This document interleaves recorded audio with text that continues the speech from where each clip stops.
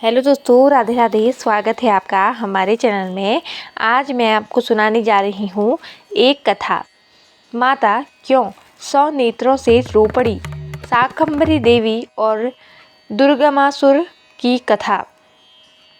देवी पुराण में, शिव पुराण और धार्मिक ग्रंथों के अनुसार हिरण्याक्ष के वंश में एक महादैत्य रुरु था।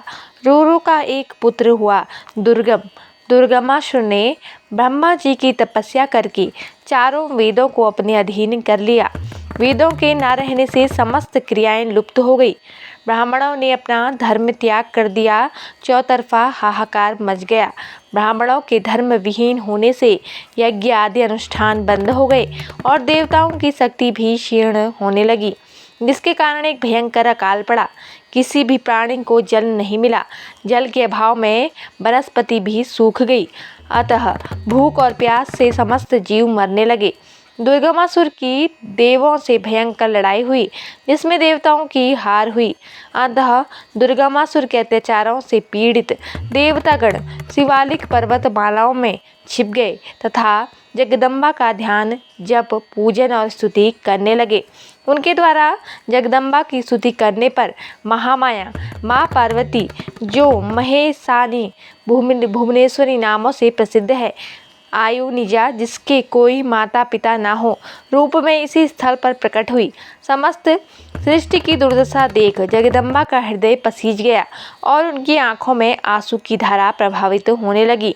माँ के शरीर पर 100 नेत्र प्रकट हुए।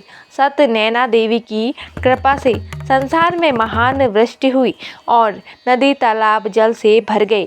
देवताओं ने उस समय माँ की शताक्षी देवी नाम से आराधना की। शताक्षी देवी ने एक दिव्य सौम्य स्वरूप धारण किया। चतुर्भुजी माँ कमलासन पर विराजमान थी। अपने हाथों में कमल, बाण, शाक, फल और एक तेजस्वी धनुष धारण किए हुई थी। भगवती पद्मेश्वरी ने अपने शरीर में अनेकों शाक प्रकट किए, जिनको खाकर संसार की क्षुधा शांत हुई। माता ने पहाड़ पर दृष्टि डाली तो सर्वप्रथम सरार नामक कंदमूल की उत्पत्ति हुई। इसी दिव्य रूप में माँ शाकंभरी देवी के नाम से पूजित हुई। तत्पश्चात वह दुर्गमासुर को रिझाने के लिए सुंदर रूप धारण कर शिवालिक पहाड़ी पर आसन लगा कर बैठ गई। जब असुरों ने पहाड़ी पर बैठी जगदम्बा को देखा तो उनको पकड़ने के विचार से आए। स्वयं दुर्गमासुर भी आया। तब देवी ने पृथ्वी और स्वर्ग के बाहर एक घेरा बना दिया और स्वयं उसके बाहर खड़ी हो गई। दुर्गमासुर के साथ देवी का घोर युद्ध हुआ। अंत में दुर्गमासुर मारा गया। इसी स्थल पर माँ जगदम्बा ने दुर्गमासुर तथा अन्य देव दैत्यों का संहार किया। वह भक्त भूरे देव भैरव का एक रूप, जो अमरत्व का आशीर्वाद दिया। माँ की असीम अनुकंपा से वर्तमान में भी सर्वप्रथम उपासक भूरे देव के दर्शन करते हैं। तत्पश्चात पथरीले रास्ते से गुजरते हुए माँ शाकंभरी देवी के दर्शन हेतु जाते हैं। जिस स्थल पर माता ने दुर्गमासुर नामक राक्षस का वध किया था, वहाँ पर वीरखेत का मैदान है, जहाँ पर माता सुंदर रूप बनाकर पहाड़ी की शिखा पर बैठ गई थी। वहाँ पर माँ शाकंभरी देवी का भवन है। जिस स्थान पर माँ ने भूरा देव को अमरत्व का वरदान दिया था, वहाँ पर बाबा भूरा देव का मंदिर है। प्राकृतिक सौंदर्य व हरी भरी घाटी से परिपूर्ण यह क्षेत्र उपासक का मन मोह लेता है। देवी पुराण के अनुसार शताक्षी, शाकंभरी व दुर्गा एक ही देवी के नाम हैं। शाकंभरी देवी के प्रचलित पौराणिक आख्यान व दंत कथाएं। महाभारत के वन पर्व के अनुसार शाकंभरी देवी ने शिवालिक पहाड़ियों में 100 वर्ष तक जप किया था। महीने के अंतराल में एक बार शाकाहारी भोजन कर आहार करती थी। उनकी कीर्ति सुनकर ऋषि मुनि उनके दर्शन को आए।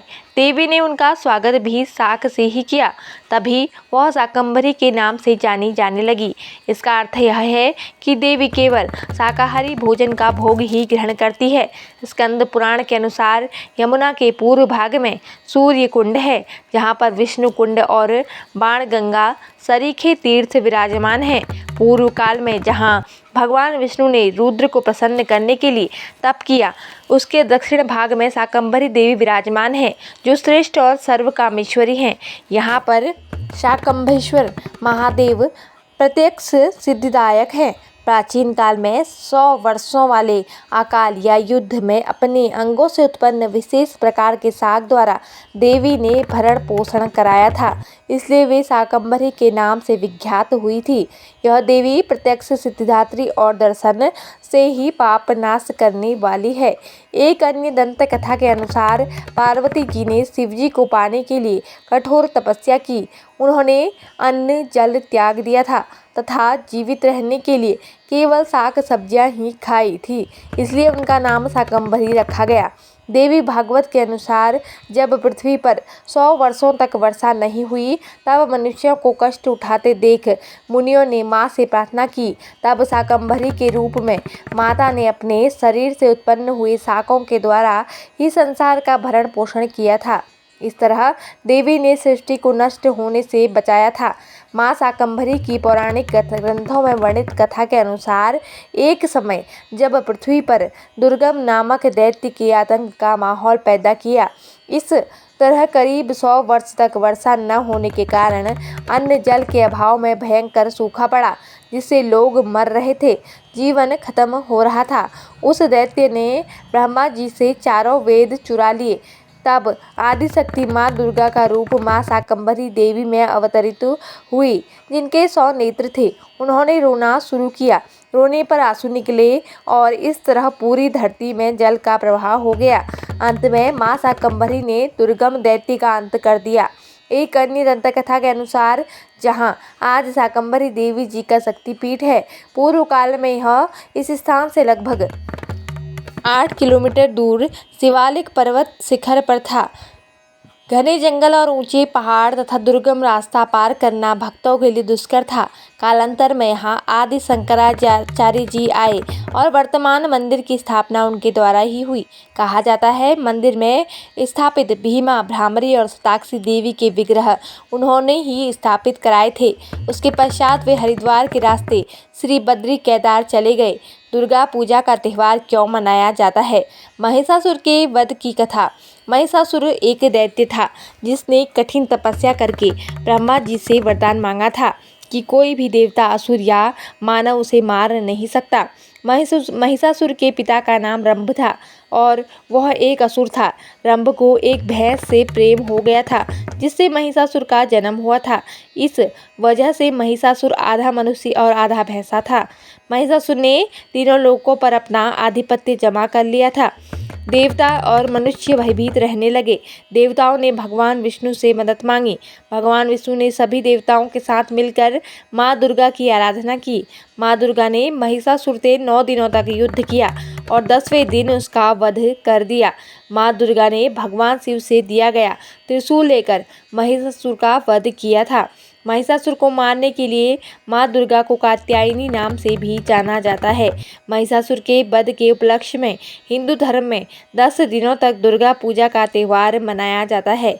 10वें दिन को विजयदशमी के नाम से भी जाना जाता है। तो दोस्तों, आपको यह जानकारी कैसी लगी कृपया कमेंट करके ज़रूर बताएं और हमारी वीडियो पसंद आई हो तो लाइक ज़रूर करें और ऐसी ही आध्यात्मिक और ज्ञानवर्धक कहानियाँ एवं जानकारियाँ प्राप्त करने के लिए हमारे इस चैनल को सब्सक्राइब जरूर कर लें। धन्यवाद। जय माता दी।